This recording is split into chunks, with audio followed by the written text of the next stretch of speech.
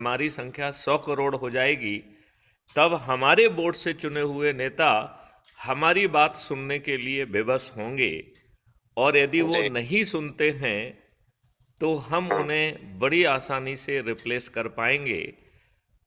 और वो हम्म। मॉडल कह रहा है कि जो अधिक से अधिक लोगों को जोड़ेगा, ऐसे हम्म। 543 लोगों को हम चंद्रगुप्त कहेंगे, और जी।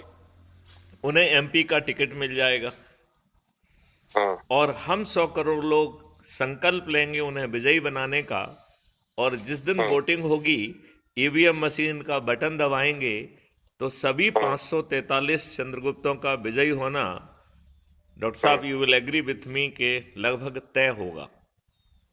जी। होगा कि नहीं होगा? बिल्कुल और बिल्कुल इनमें होगा। से जो 82 लोग रहेंगे, जो सबसे अधिक लोगों को जोड़ेंगे, उन्हें हम चंद्रगुप्त की बजाय महाचंद्रगुप्त कहेंगे।